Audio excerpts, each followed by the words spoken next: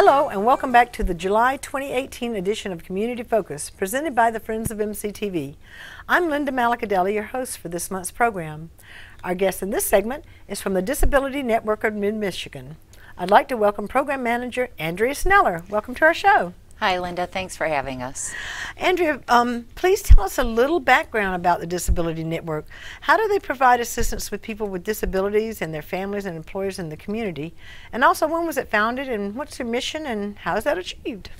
Well, our program, or our agency, has been around for about 27 years now, since 1990 in Midland. We serve 12 counties, though, really surrounding Midland and up to Roscommon, the Gladwin area, over to Gratiot, and as far south as Saginaw.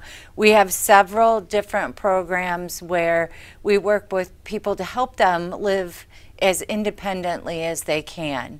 And we provide different programs that can be anything from just some information and referral service, some skill development for students, and we really want people to feel like they have full inclusion into their community and full access to the things that are available to them in their community. Oh, good, good.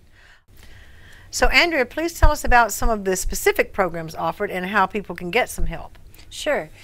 We have several different programs, as I noted. One of them that I mentioned was the Information and Referral Program, where a person can call or stop into our office, and if they just maybe even have some general questions, or if they have some specific questions, it can be anything from what's available in my community because I need assistance with housing, or I need assistance with paperwork.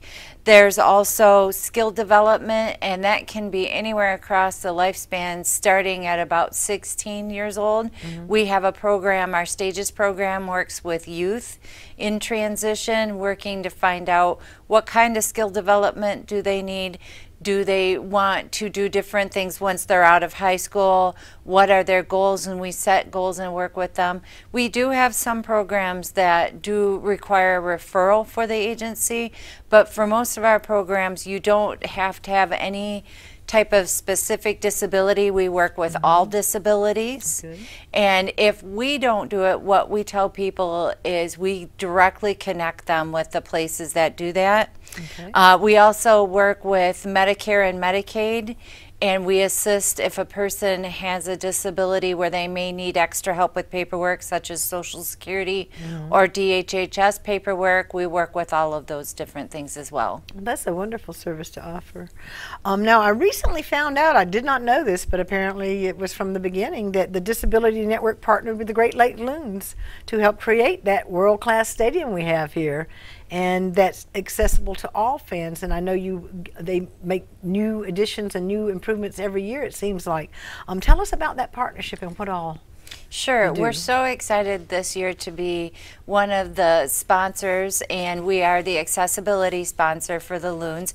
If you go in, you'll see some wonderful Disability Network signage in there, and we have different things like the seating that's available for people who use wheelchairs, and also if they bring friends and family with them, there's seating there up in the upper ring. There's also services such as if a person needs a device to be able to hear the ball game, there's devices that are available for that, as well as the restrooms and the concourse area are fully accessible to folks, and we're always working with them to find out what are some of the different things that might be available that have come out and that are newer, signage for the parking lot, things in the parking lot to make things more accessible.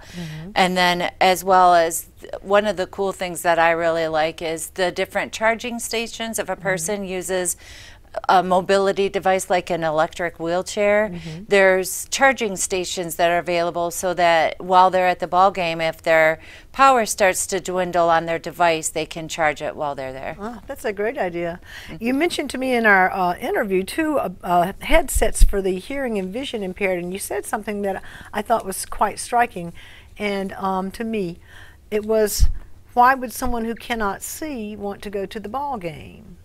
And then you said people ask these things. Well, how did we used to watch ball games when we didn't have a TV. Right. Well, and Exactly. We listened to them on the radio. Right. Yes. Just because a person might have a vision impairment doesn't mean that they don't enjoy all of the different things that other people enjoy. Right. So having access to maybe some extra things where they can hear a play-by-play or something like that could be beneficial to them while they're at the stadium. It makes everyone feel very welcome, I think, and it's a wonderful addition, in my opinion.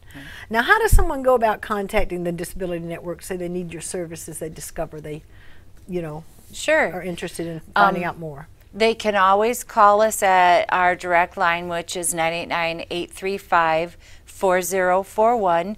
They can stop in. We're right on South Saginaw Street across from Kmart.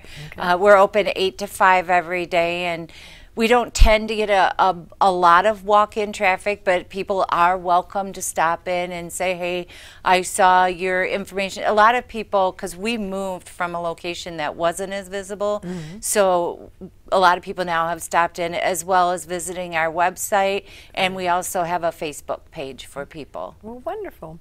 Well, the Disability Network is helping change attitudes about people with disabilities and providing an environment where everyone, regardless of their abilities, can contribute to their community based on their own interests, skills, and desires.